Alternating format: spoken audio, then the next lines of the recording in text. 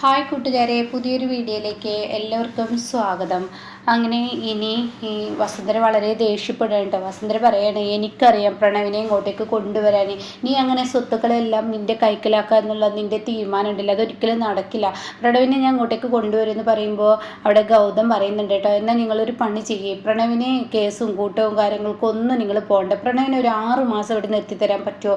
അവൻ ആ സ്വത്തുക്കൾ ഞാൻ എല്ലാം കൊടുത്തോളാം. എനിക്ക് എന്തുണ്ടോ, എന്തിന്, എൻ്റെ കാറുണ്ടോ, എൻ്റെ ബാങ്ക് ബാലൻസ്, എൻ്റെ പേരിലുള്ള പ്രോപ്പർട്ടികളെല്ലാം ഞാൻ പ്രണവിന് കൊടുക്കാൻ തയ്യാറാണ്. നിങ്ങൾക്ക് തയ്യാറാണോ പ്രണവിനെ ഇങ്ങോട്ടേക്ക് കൊണ്ടുവരാൻ? പറ്റുമെങ്കിൽ നിങ്ങളത് ചെയ്യുമെന്ന് പറയാം കേട്ടോ.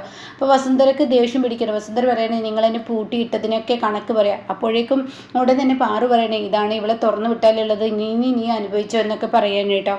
പിന്നീട് കാണിക്കുന്നത് ശിവാനിയെയും ഗൗതമിനെയാണ്. അപ്പോൾ ശിവാനി പറയണേ, എന്തായാലും വസുന്ധരേൻ്റെ പൂട്ടിയിട്ടതിൽ അപ്പുറം ഉണ്ടോ? അപ്പോൾ പ്രണവ് പറയണേ, എനിക്കറിയുന്ന കാര്യമില്ലേ, ഞാനവിടെ എന്നെ പൂട്ടിയിടുന്നെന്ന് മനസ്സിലാക്കിയത് കൊണ്ട് തന്നെ അവരുടെ മുന്നിൽ ഞാൻ രക്ഷപ്പെട്ടു വന്ന ഞാൻ അവരുടെ മുന്നിൽ നാടകം നടത്തിയത്. കാരണം ആ ഏട്ടത്തി എന്ന് പറയുന്ന നിധിയും ഗൗതമൊക്കെ ആൾ മോശമാണ്, അവരെന്നെ അവിടെ അടച്ചിടുന്ന് മനസ്സിലാക്കിയത് കൊണ്ടാണ് ഞാൻ അവിടെ ഒരു നാടകം നടത്തിയിട്ട് ഏട്ടൻ്റെ കൂടെയാണ് നിൽക്കുന്നത്.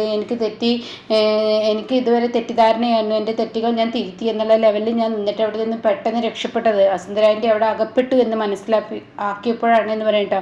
അപ്പോൾ വസുന്ധര പറയണേ, വസുന്ധര എപ്പോൾ വന്നാണ്, എന്നാലും എനിക്ക് ഇങ്ങനെ ഒരു ജീവിതം വന്നു, ഞാൻ എങ്ങനെ കോടീശ്വരിയായി ജീവിച്ചവളാണ്, എന്നാൽ എല്ലാവരും എന്നെ പൂട്ടിയിട്ടു. അതുകൊണ്ട് പ്രണവിനി ഇത് ഇങ്ങനെ വിട്ടാൽ ശരിയാവില്ല. നീ ഒരു കാര്യം ചെയ്യേ, നീ എന്തായാലും ഇനി അങ്ങനെ ഒരു കാര്യത്തിനും നീ പോണ്ട. എന്തായാലും ഗൗതമിൻ്റെ ഒപ്പും എഴുത്തും ഒക്കെ എനിക്കറിയാം, ഗൗതമിൻ്റെ എല്ലാ ഒപ്പും എഴുത്തും ഒക്കെ എനിക്ക് എങ്ങനെയാണെന്നറിയാം. അതുകൊണ്ട് തന്നെ ഞാൻ ഗൗതമിൻ്റെ ഒപ്പ് നിനക്ക് ഇട്ടുതരാം, എന്നിട്ട് അവൻ്റെ സ്വത്തുക്കളെല്ലാം അവൻ നിനക്ക് എഴുതി തന്നു എന്നുള്ള ലെവലിൽ ഞാൻ വരുത്തി തീർക്കാമെന്ന് പറയും കേട്ടോ. അപ്പോൾ അത് കേട്ട ഉടനെ ശിവാനി പറയണേ, ആൻറ്റി അത് വേണ്ട, കാരണം എഴുതാനും ഒപ്പിടാനൊക്കെ ആൻറ്റിക്ക് അറിയായിരിക്കും, പക്ഷേ അതൊക്കെ എത്ര നാളത്തേക്ക്, കുറച്ച് നാളത്തേക്ക് മാത്രമല്ലേ. ഗൗതം ഈ സത്യം തിരിച്ചറിയുമ്പോൾ പിന്നീട് കോടതിയുമായി സമീപിക്കും. അപ്പോൾ ആ സ്വത്തുക്കൾ വീണ്ടും ഗൗതം തിരിച്ചെടുക്കും, പിന്നീട് എന്നേക്കുമായി കിട്ടാത്ത വിധാവും. ഇപ്പം അങ്ങനെയല്ല, ഇപ്പം CKC ഇടപെട്ടിട്ടുണ്ട്. CKC നല്ലൊരു വക്കീലിനെ കണ്ടിട്ടുണ്ട്. ആ വക്കീൽ മുഖേന അവർക്കൊരു രൂപ പോലും കിട്ടാത്ത ആ വിധത്തിൽ, ഗൗതം ആ വീട്ടിലെ മകനല്ലെന്ന് തെളിയിക്കുന്ന ആ വിധത്തിൽ അവനെ അവിടെ നിന്ന് അടിച്ചിറക്കാനുള്ള മാർഗമാണ് വക്കീൽ ഇപ്പം നോക്കുന്നത്. അപ്പം അങ്ങനെ ഒരു മാർഗത്തിൽ ഇനി പോയാൽ മതി എന്ന് പറയും കേട്ടോ. അപ്പോൾ ഉടൻ തന്നെ വസുന്ധര പറയണേ, ഞാനീ പറയുന്നത് വേണമെങ്കിൽ കേട്ടേക്ക്, ഗൗതം പറയുന്നുണ്ട് എന്തായാലും കോടതിയിലോട്ട് അവൻ സമീപിക്കേണ്ട, 6 മാസം അവൻ എൻ്റെ അടുത്ത് നിന്നാൽ ഞാൻ എല്ലാ സ്വത്തുക്കളും അവനെ എഴുതി കൊടുക്കാമെന്ന്. അപ്പോൾ ഉടൻ തന്നെ പ്രണവ് പറയുന്നത്, അതെനിക്ക് മനസ്സിലായി, ശിവാനിയെ വിട്ട് വരാൻ വേണ്ടിയിട്ടാണ് എനിക്ക് മനസ്സിലായി എന്ന് പറയട്ടെ. അപ്പോൾ ഉടൻ തന്നെ ആ ശിവാനിയെ വിട്ട് ഇനി അവൻ്റെ കൂടെ 6 മാസം നിന്ന് കഴിഞ്ഞാൽ, അപ്പോൾ ഉടൻ തന്നെ ശിവാനി പറയണേ, അത് എന്നിൽ നിന്നും പ്രണവിനെ അകറ്റാനുള്ള പരിപാടിയാണെന്ന് പറയട്ടോ. അപ്പോൾ പ്രണവ് പറയുന്നത്, അതൊക്കെ എനിക്ക് മനസ്സിലായിട്ട് തന്നെയാണ്, ഇനി കോടതിയുമായി കേസ് മുന്നോട്ട് പോട്ടെ എന്നുള്ള തീരുമാനം തന്നെ പിന്നീട് എടുക്കുകയാണ് കേട്ടോ. അങ്ങനെ വസുന്ധര പറയുന്നത്, എന്ത് ഹെൽപ്പിന് ഞാനുണ്ടാവും, എനിക്കിനി അവരെ തകർക്കണം, അത്രയാണ് എൻ്റെ ലക്ഷ്യം എന്ന് പറയുന്നത്. അപ്പോൾ ഈ സമയം ശിവാനി അത് തന്നെ മാത്രമല്ല, എന്നെയും പ്രണവിനെയും ഒരേ തരത്തിൽ ശിക്ഷ നൽകിയവനാണ് ഗൗതമും നിധിയും അതുപോലെ പാറുവും. എന്നെ ആ വീട്ടിൽ പൂട്ടിയിട്ടോ, എന്നാൽ പ്രണവിനെ പുറത്ത് ഗുണ്ടകളെ വെച്ച് പൂട്ടിയിട്ടോ. അപ്പോൾ അതിനൊക്കെ പ്രതികാരം നമുക്ക് കൊടുക്കണ്ടേ.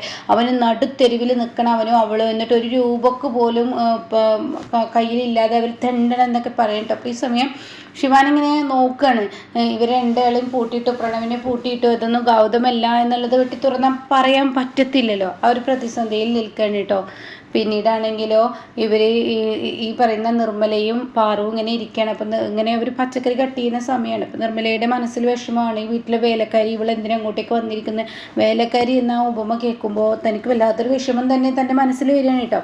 അപ്പോൾ നിർമ്മല ഇങ്ങനെ ചിന്തിക്കുകയാണ്. അപ്പോൾ പാറ ചോദിക്കുകയാണ്, എന്താ നിർമ്മല ഇനി ഇത്ര വല്ലാതെ ചിന്തിക്കുന്നത്? അല്ല, ഈ വീട്ടിൽ വസുന്ധര പറഞ്ഞ വാക്കുകൾ എന്നെ വല്ലാതെ മുറിവേൽപ്പിച്ചിരിക്കുന്നു, അവളെ ഇനി നോക്കണ്ട, അവൾ എന്തോ വെച്ചാൽ പറഞ്ഞോട്ടെ, എന്നാലും ഒരു വേലക്കാരിയായിട്ട് ഞാനിവിടെ നിൽക്കുകയെന്ന് പറയുന്നത്, അത് എന്നെ പറഞ്ഞ വാക്കുകൾ എൻ്റെ മനസ്സിന് വല്ലാതെ മുറിവേറ്റിരിക്കുന്നു എന്ന് പറഞ്ഞ ഉടനെ പറയണം, അതൊന്നും ഇനി ഇത്ര വിഷയമാക്കണ്ട, അവളെന്തോ പറഞ്ഞോട്ടെ, അവൾക്ക് ഈ വീട്ടിലുള്ള സ്ഥാനം എന്തെന്നുള്ളത് ഇപ്പം നീ കണ്ടതല്ലേ എന്നൊക്കെ പറയുമ്പോൾ ഉടൻ തന്നെ ഗൗതം പെട്ടെന്നൊരു പോസ്റ്റ്മാൻ, ഗൗതം അങ്ങോട്ട് കടന്നു പോകുന്നുണ്ട് കേട്ടോ. അപ്പോഴാണ് ഒരു പോസ്റ്റ്മാൻ വരുന്നത്, വെല്ലടിക്കുന്നത്, ഒരു ലെറ്റർ ഉണ്ടെന്ന് പറയുന്നു കേട്ടോ. അപ്പോൾ ഈ സമയം ഗൗതം ചെല്ലുകയാണ്. അപ്പോൾ ഇത് കോടതി നോട്ടീസാണെന്ന് പറയുന്നത്. അപ്പോൾ ഗൗതം അത് വാങ്ങുകയാണ്. അപ്പോൾ എന്താ ഇതെന്ന് ചോദിക്കുന്നുണ്ട്. അപ്പോൾ ഉടൻ തന്നെ സൈൻ ചെയ്യും എന്നൊക്കെ പറഞ്ഞിട്ട് ആ പോസ്റ്റ്മാൻ പോവുകയാണ്. പിന്നീട് ഗൗതം ആ ലെറ്റർ വാങ്ങുകയാണ്. അത് വായിച്ച് പൊട്ടിക്കുമ്പോൾ ഗൗതം പാറു എന്ന് പറഞ്ഞൊരു വിളിക്കുകയാണ്. അപ്പോഴേക്കും പാറു എന്താണ് മോനെ അത് എന്ന് ചോദിക്കുക. അപ്പം നിധി എത്തുകയാണ് കേട്ടോ. അപ്പോൾ തന്നെ പറയണം, അമ്മേ ഇത് പ്രണവ് എൻ്റെ പേരിൽ കേസ് കൊടുത്തിരിക്കുകയാണ്, അവൻ്റെ സ്വത്തുക്കളെല്ലാം ഞാൻ പിടിച്ചു വെച്ചിരിക്കുകയാണെന്ന്, അവൻ്റെ അച്ഛൻ്റെ അവകാശമുള്ള സ്വത്തുക്കൾ ഞാൻ വിട്ടുകൊടുക്കണമെന്ന് പറഞ്ഞിട്ടാണ് അവൻ കേസ് കൊടുത്തിരിക്കുന്നതെന്ന് പാറുവിനോട് പറയാം കേട്ടോ. അത് കേൾക്കുന്ന പാറു അങ്ങ് പൊട്ടിത്തെറിക്കുകയാണ്. ഇതങ്ങനെ വിട്ടാൽ ശരിയാവില്ലത്തില്ല, ഇതിന് ഇന്നത്തോടു കൂടി ഒരു തീരുമാനം ഉണ്ടാക്കണം, ഞാൻ ഉണ്ടാക്കിത്തരാം, എനിക്കറിയാതെ എങ്ങനെ തീരുമാനം ഉണ്ടാക്കണം, ഞാൻ ചെയ്തു തരാം എന്ന് പറഞ്ഞിട്ട് പെട്ടെന്ന് അവിടെ നിന്ന് ഇറങ്ങുകയാണ് കേട്ടോ. അപ്പോൾ ഈ സമയം ഈ ഇറങ്ങുന്ന സമയത്ത് ഉടൻ തന്നെ ഇത് കണ്ടോടെ തന്നെ നിധി പറയണേ, എന്താ ആൻറ്റി എന്തിനാണ് ഇതിങ്ങനെ പെട്ടെന്ന് ഈ ദേഷ്യത്തിൽ, അല്ല പ്രണവിനെ എന്നത്തോട് കൂടി ഒതുക്കാൻ എനിക്കറിയാം, ഞാൻ അവനെ ഒതുക്കി തരാമെന്ന് പറഞ്ഞിട്ട് പാറു വീണ്ടും ഇറങ്ങുമ്പോൾ എൻ്റെ ആൻറ്റി എന്ത് തന്നെ പറഞ്ഞാലും പ്രണവ് നമ്മുടെ അടുത്തോട്ട് വരില്ല, അവനിപ്പോൾ ഒരു വലയത്തിലാണ്, അതായത് ഇപ്പോൾ CKCയുടെ ആ വലയത്തിൽ വീണിരിക്കുകയാണ്, അവൻ പറയുന്ന വാക്കുകളാണ് അവനിപ്പോൾ പ്രാധാന്യം. ഇപ്പോൾ ഗൗതം പറയുന്നത് ശരിയാണ്, CKC പറഞ്ഞത് കേൾക്കുള്ളൂ ഇത്. അവൻ നിർമ്മല പറയണേ പാറു അത് ശരിയാണ്, CKC എന്തെന്ന് മനസ്സിലാക്കിയാൽ അവന് തിരിച്ചു വരുള്ളൂ. പ്രീതി പറയണേ തന്നെ തട്ടിക്കൊണ്ടുപോയതും തൻ്റെ സ്വത്തിന് വേണ്ടിയാണ് CKC തന്നെ പിടിച്ചു നിർത്തിയിരിക്കുന്നതെന്ന് പ്രണവ് സ്വന്തം കണ്ണിലൂടെ മനസ്സിലാക്കണം. മറ്റുള്ളവർ പറഞ്ഞ് മനസ്സിലാക്കിയാലും അവന് വീണ്ടും അവരിലോട്ട് തന്നെ പോകും. അപ്പോൾ അതുകൊണ്ട് ഇപ്പം അമ്മ ചെന്നിട്ടൊന്നും കാര്യമില്ല, അതിനൊക്കെയുള്ള വഴിയും ഒക്കെ ഞാൻ ഒരുക്കി വരുന്നുണ്ട്. അപ്പോൾ എന്താ നിധി നീ ചെയ്യുന്നത്, അതൊക്കെ ഉണ്ട് അമ്മേ.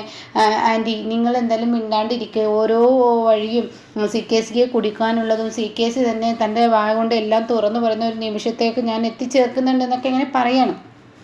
ഈ സമയം ഉടൻ തന്നെ ഇവിടെ വക്കീലിനെ കാണട്ടെ എന്ന് പറഞ്ഞിട്ട് ഗൗതം ഇറങ്ങാനായിട്ട്. അപ്പോൾ ഗൗതം ഇറങ്ങുന്ന വഴിക്ക് ഞാനും ഉണ്ടെന്ന് നിർമ്മല പറയണം. അപ്പം നിധി ചോദിക്കുക എങ്ങോട്ടേക്ക്, ഞാൻ ഇനി ഇവിടെ നിൽക്കുന്നില്ല, ഞാൻ പോവാണ്, ഞാൻ എൻ്റെ വീട്ടിൽ എന്നെ ഇറക്കി വിട്ടേക്ക്, ഞാൻ എൻ്റെ ലഗേജ് എടുക്കട്ടെ എന്ന് പറയണം. അപ്പോഴേക്കും പാറു ചോദിക്കുകയാണ്, നീ പോവേ, നീ ഇങ്ങോട്ടേക്ക് പോവാൻ, നിന്നെ എന്തിനാ ഇപ്പോൾ ഇവിടെ നിന്ന് പോകേണ്ട ആവശ്യം, ഞാനല്ലേ നിന്നെ ഇവിടെ പിടിച്ച് നിർത്തിയത്, ഇനി നീ ഈ വീട്ടിൽ നിന്ന് പോകാൻ പറ്റില്ല എന്ന് പറയും കേട്ടോ. അപ്പം നിർമ്മല പറയണേ എനിക്കിവിടെ നിൽക്കാൻ പറ്റത്തില്ല, കാരണം എന്നെ ഈ വീട്ടിൽ വസുന്ധര പറഞ്ഞ വാക്ക് അതെന്നെ വല്ലാതെ മുറിവേൽപ്പിച്ചു, ഈ പറഞ്ഞതുപോലെ ഒരു വേലക്കാരി എന്നുള്ള റോളല്ലേ, അപ്പോൾ അത് വേണ്ട, ഇവിടെ ഒന്നാമത് പ്രശ്നങ്ങളുടെ മുകളിലൂടെ പ്രശ്നമാണ്, അതിനിടയ്ക്ക് ഇനി ഞാൻ നിന്നു എന്ന പേരിൽ ഇനി വസുന്ധര വേറൊരു പ്രശ്നം ഉണ്ടാക്കണ്ട, ഒന്ന് പ്രണവില്ല, പിന്നെ വസുന്ധരയുടെ പ്രശ്നം, അതിനിടെ എൻ്റെ പ്രശ്നം എല്ലാം കൂടി ഈ വീട്ടിൽ തലവേദനയായി മാറും, അപ്പോൾ ഞാൻ പോട്ടെ എന്ന് പറയാം. അപ്പോൾ ഉടനെ തന്നെ ഗൗതം പറഞ്ഞേ എന്തിനാ അമ്മ പോകുന്നു, അമ്മ ഈ വീട്ടിലാണ് നിൽക്കേണ്ടത്, അതൊക്കെ എനിക്കറിയാം മോനെ, അതൊക്കെ പ്രശ്നങ്ങൾ തീർന്ന് സമാധാനത്തോടു കൂടി നമുക്ക് ഒരുമിച്ച് ജീവിക്കാം, അപ്പോൾ തൽക്കാലം ഞാനിവിടെയൊക്കെ നിൽക്കുന്നത് ശരിയല്ല, എൻ്റെ പേരിലൊരു വഴക്ക് തുടങ്ങുന്നതിനേക്കാൾ നല്ല ഞാനങ്ങ് മാറി നിൽക്കുന്നതല്ലേ എന്ന് പറയും കേട്ടോ. അത് കേൾക്കുന്നതിനോട് കൂടി ശരി എന്നാൽ അങ്ങനെ ആയിക്കോട്ടെ എന്ന് പറയും. അപ്പം നിധി പറയുന്നുണ്ട് ആൻറ്റിക്ക് പോകണേ മോളെ, ഞാൻ ഇപ്പോൾ തൽക്കാലം പോട്ടെ, നിങ്ങൾ എന്നെ വിടുമെന്ന് പറഞ്ഞിട്ട് പെട്ടെന്ന് നിർമ്മല അവിടെ നിന്ന് ബാഗ് എടുക്കാൻ പോകാൻ കേട്ടോ. ഇത് കേൾക്കുന്ന പാറുവിന് ഭയങ്കര വിഷമമാണ്. അങ്ങനെ പാറു ഇങ്ങനെ കണ്ണു നിറച്ച് നിൽക്കുമ്പോൾ നീ ഇവിടെ നിന്നും പോവുകയാണല്ലേ, എനിക്ക് സങ്കടമാകുന്നു, നീ പോകണ്ടായിരുന്നു, ആരോ എന്തോ പറഞ്ഞത് കേട്ട് നീ ഒരിക്കലും ഇവിടെ നിന്ന് ഇറങ്ങാൻ പാടില്ലായിരുന്നു, അതല്ല പാറു, ഇപ്പോഴത്തെ അവസ്ഥയിൽ ഞാൻ ഇവിടെ നിന്ന് ഇറങ്ങണം എന്ന് നിർമ്മല പറയണം. അങ്ങനെ ഇവിടെ നിന്ന് പോവുകയാണ് കേട്ടോ. പിന്നീട് കാറിൽ കയറിയിരിക്കുകയാണ്. കാറിൽ ഇവർ രണ്ടാളും പിറകിൽ ഇങ്ങനെ ഇരിക്കുന്നുണ്ട്. അപ്പോൾ ഗൗതം പൊട്ടിത്തെറിക്കുകയാണ്, ഇതങ്ങനെ വിട്ടാൽ ശരിയാവില്ല, ഈ പ്രശ്നങ്ങളെല്ലാം ഉണ്ടാക്കുന്നത്, ഇതിനൊക്കെ പ്രശ്നങ്ങൾ തുടങ്ങാനുള്ള കാരണം എൻ്റെ തന്ത എന്ന് പറയുന്ന എൻ്റെ അച്ഛനായ ആ വ്യക്തിയാണ്, എൻ്റെ അച്ഛൻ ആരാണെന്ന് അമ്മ ഇനിയെങ്കിലും എൻ്റെ മുന്നിൽ പറയുമെന്ന് പറയും കേട്ടോ. ഇത് കേൾക്കുന്നതിനോടുകൂടി നിധിയും അതുപോലെ തന്നെ നിർമ്മല ആകെ ഞെട്ടി നിൽക്കുകയാണ്.